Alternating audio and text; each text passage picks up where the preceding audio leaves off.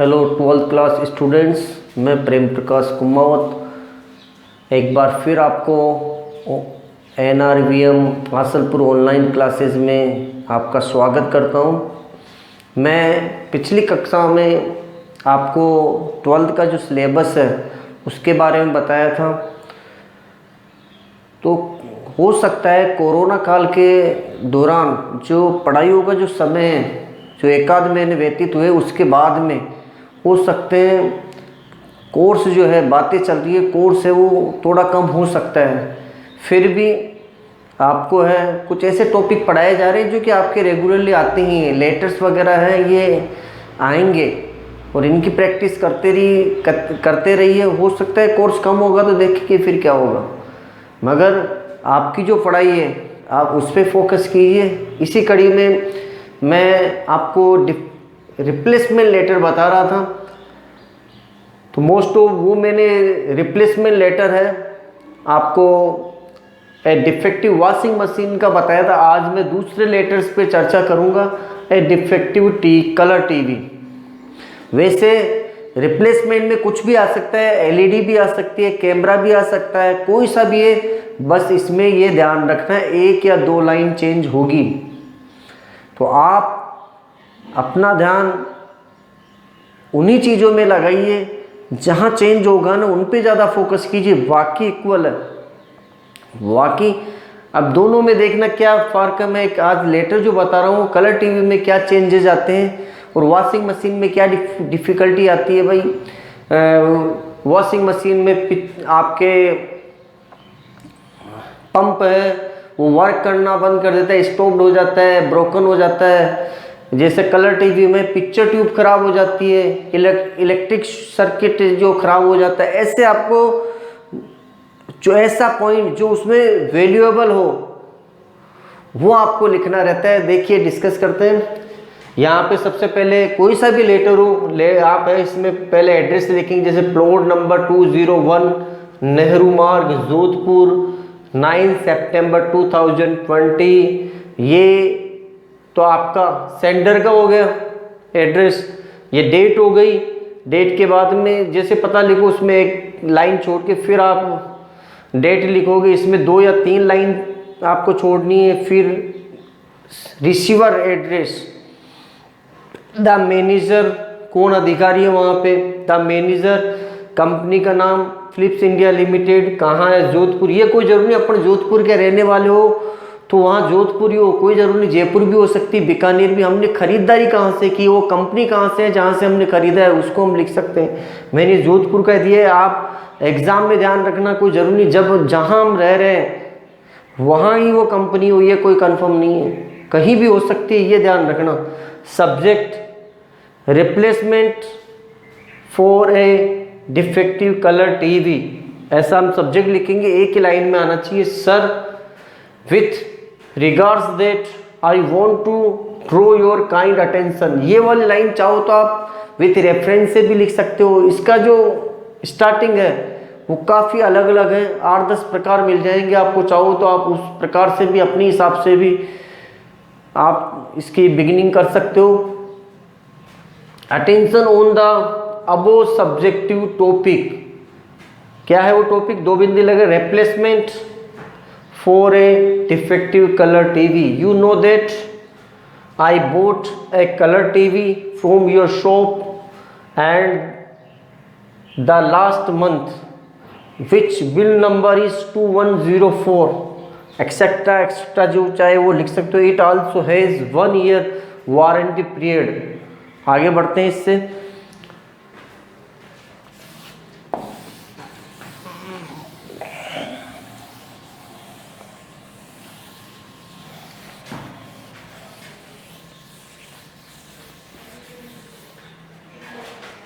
At the time of purchasing, at the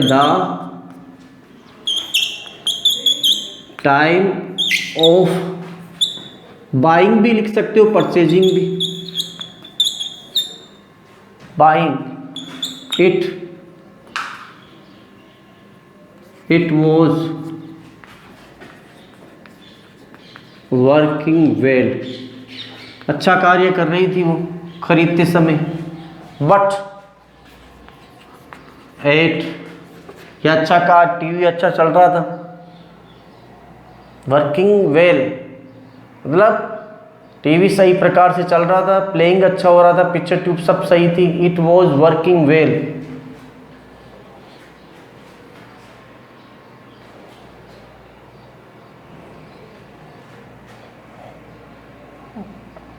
but at present time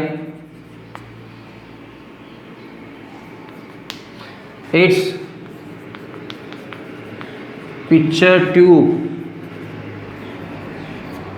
has damaged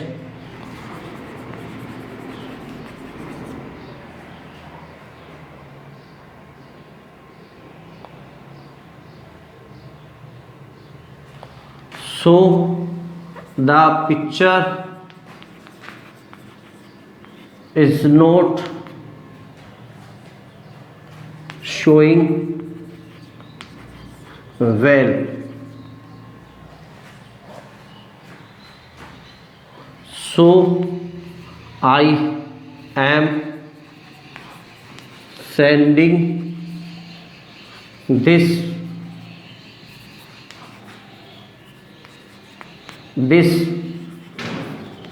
defective color TV to your shop. I hope that you will exchange it very soon. Thanking you.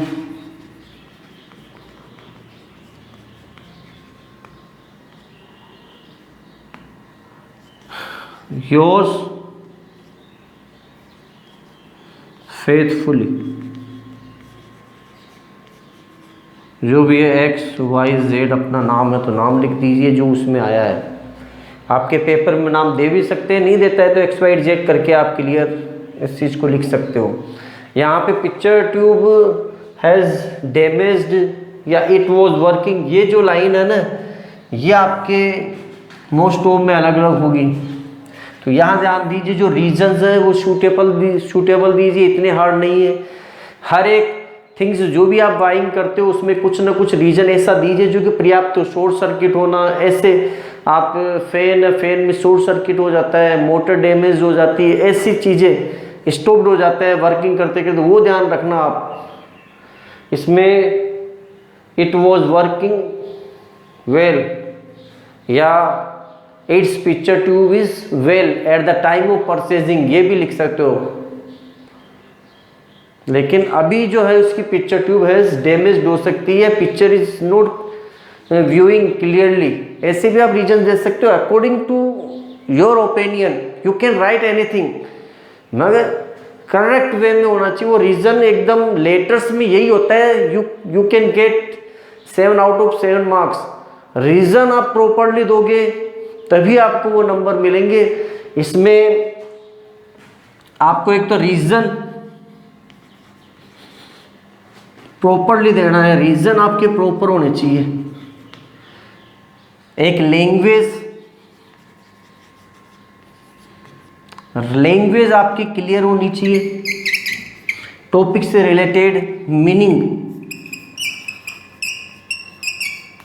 Meaning आपके correct होने चाहिए, और punctuations का जो ध्यान है वो एकदम क्लियरली होना चाहिए। ये बातें अगर आप ध्यान रखें, राइटिंग आपकी राइटिंग एकदम नीट एंड क्लीन होनी चाहिए। ये आपको विदाउट एनी एरर, बिना एनी मार्किंग के आप इसमें लिखोगे तो यू विल गेट या you can get 7 out of 7 marks, ये ध्यान रखना है।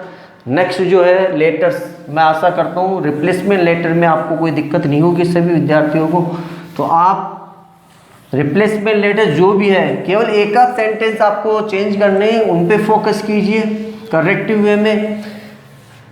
मैं नेक्स्ट जो टॉपिक है वो इसी का जो है job letter.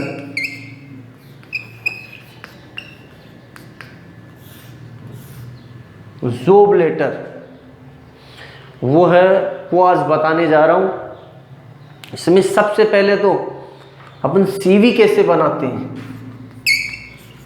Curriculum Vita, resume, biodata,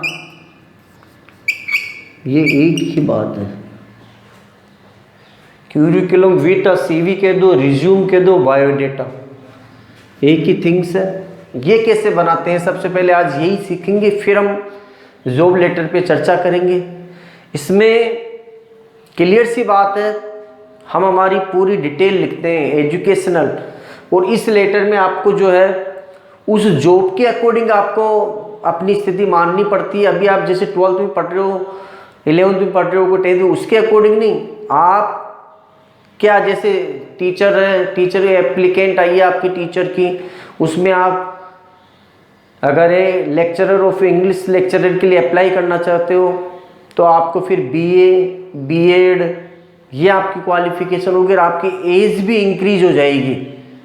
इसलिए जब कभी भी आप जॉब लेटर अप्लाई करो, फिलअप करो, तो ये ध्यान रखना आप किस कैटेगरी में, किस पोस्ट को फिलअप करने जा रहे हो। क्योंकि आपके अभी लेटर आ रहे हैं, मानते हैं आपकी उम्र 16, 17 ये है, आप उस क्वालिफिकेशन योग्य नहीं हो, मगर आपको इमेजिन करके ये चीज़ें लिखनी पड़ती है और आपकी एज भी उसी के अकॉर्डिंग होनी चाहिए, तभी आप एक सही सीवी बना सकते हो। जैसे ये खुद का नेम आ जाता है, वैसे तो बेटर यही होता है, सभी लेटर है ना कैपिटल में हो तो बेटर है, क्योंकि आपके खुद के अंडरस्टैंडेबल नहीं होनी चाहिए, अन्य के अंडरस्टैंडेबल होनी चाहिए। नेम,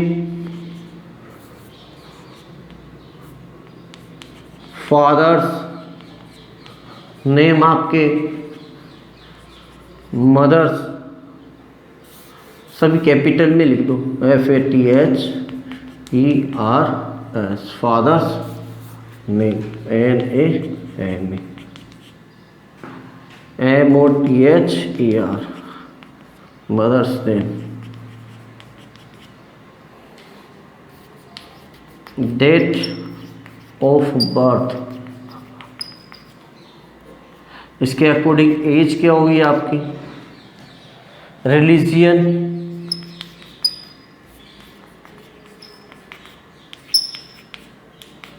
नेशनलिटी,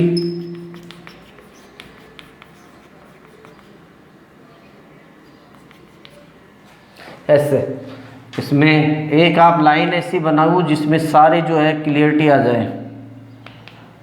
ऐसा नहीं कई बंदे यहाँ से बिंदी लगी है, नहीं, सारी जो भी है क्लियरिटी यहाँ से। जैसे नाम है मोहन लाल कुमावत,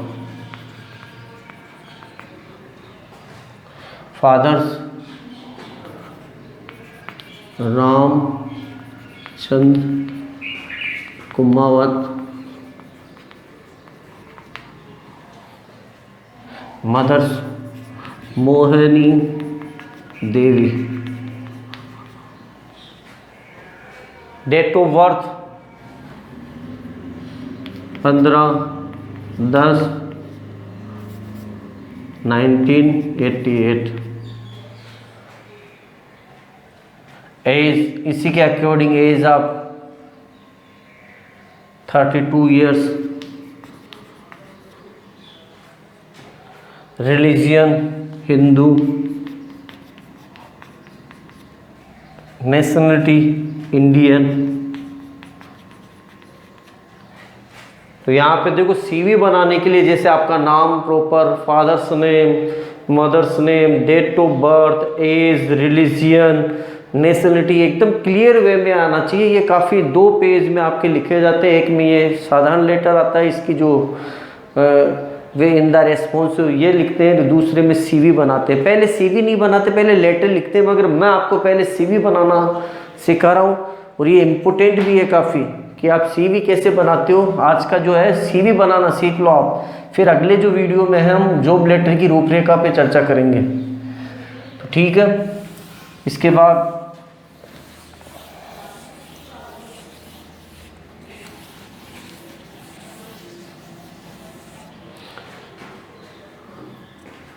क्वालिफिकेशन,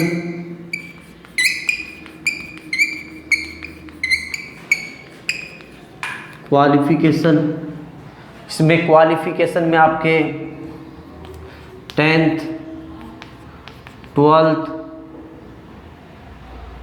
आपके BA MA पोस्ट के अकॉर्डिंग है। अगर इंग्लिश लेक्चरर के लिए BA MA होना चाहिए, साइंस मैथ में जैसे फिजिक्स का लेक्चरर है तो BSc MSc B.Ed ऐसे। और अगर आप कॉमर्स से रिलेटेड BCom और MCom होता है, वो पासिंग ईयर आ जाएगा उसमें। जैसे कि आपने पास अप्रोक्सीमेटली बता रहा हूँ, आप देख लेना अपने हिसाब से। जैसे कि आपने 2004 में 10th की, या 3 में 2 में देख लो, तो इसमें 12th फिर 2 साल बाद में, 3 और 4 ऐसे 3 साल इसमें लगते हैं। 2000 3 5 6 7 इसमें ये 2 साल ही होते हैं ऐसे। B.Ed 1 साल इसमें 2010 ऐसे। ये देखते रहना आप, इसमें 2 साल, इसमें 3 साल का गैप, इसमें 2 साल, फिर इसमें 1 साल आ जाता है। ये गैप ऐसा रहना चाहिए। परसेंटेज बोर्ड आपके कौन से थे? BSER अजमेर, ये ऐसे BSER अजमेर ये हो गया। यहाँ पे BA UOR university of Rajasthan Jaipur,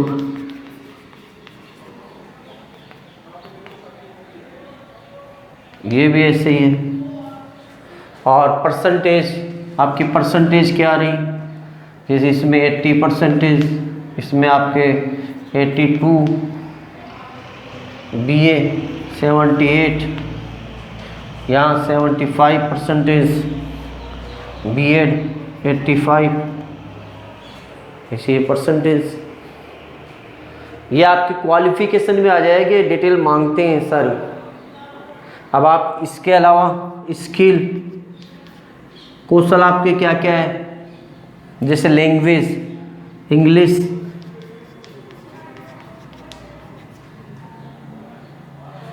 Kaushal reading,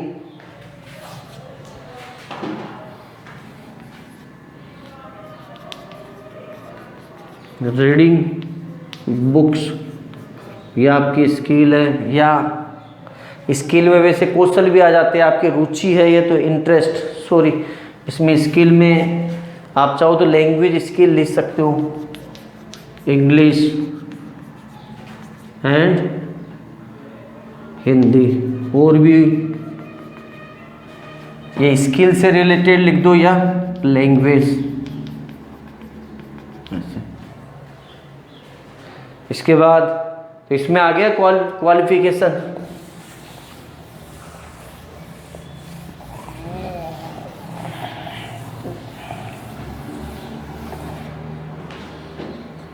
interest,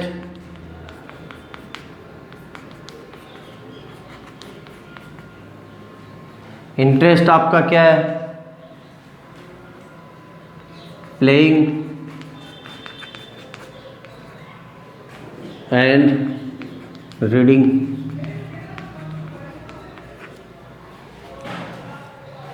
करेस्पोंडेंस, address,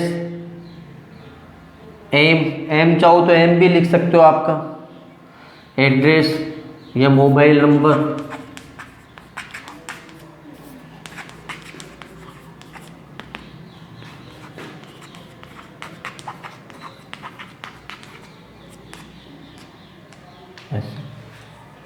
ये आपका रिज्यूम हो गया। इस प्रकार से रिज्यूम बनाते और भी चीज़ें आप डिटेल दे सकते हो। मैं साधारण सा रिज्यूम है, इसमें कोई काटा पीटी नहीं होती। ये वैकेंसी के अकॉर्डिंग रिज्यूम बनता है।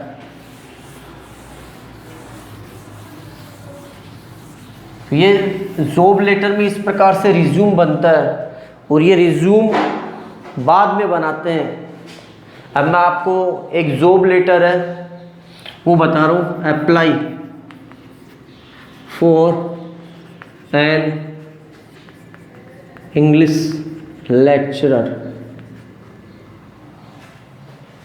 Apply for an English lecturer, वही एड्रेस आ जाएगा।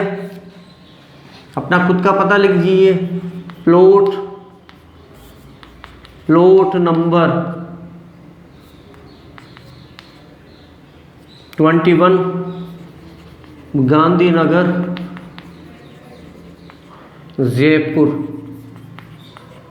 डेट आ गई जैसे 9 सितंबर 2020।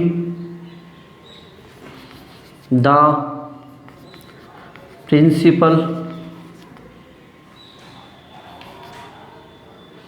TVM Jaipur. Subject to apply for N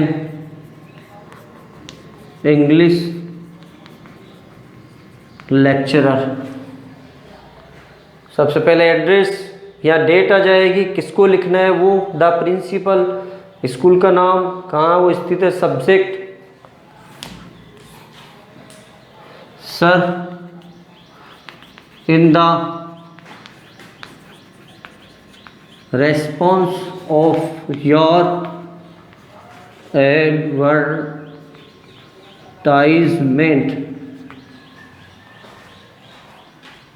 number 6 I want to apply for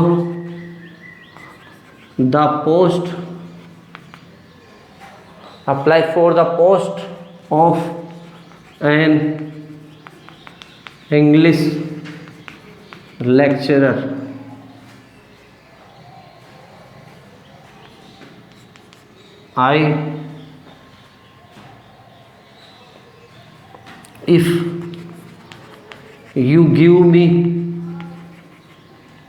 If you give me a chance,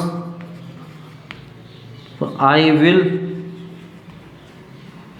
serve my best services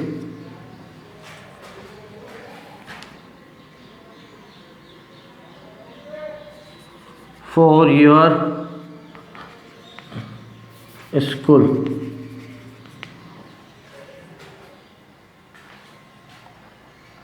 Thanking you.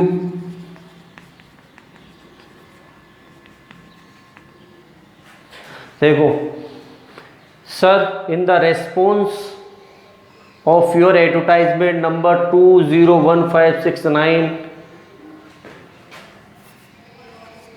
I want to apply for the post of an English lecturer. If you give me a chance, I will serve my best services for your school. या for this post ऐसे भी लिख सकते हो, for this post. Thanking you. यहाँ जो आएगा, यहाँ योवर्स फेथफुली आएगा, ओबीडियंटली नहीं आएगा, क्योंकि आप उस समय उस संस्था में पढ़ नहीं रहे हो। योर्स फेथफुली, जो भी XYZ वो आप लिखो। फिर अभी मैंने जो आपको बताया ना CV, वो इसके बाद में आप लिख सकते हो, इसमें भी लिख सकते हो।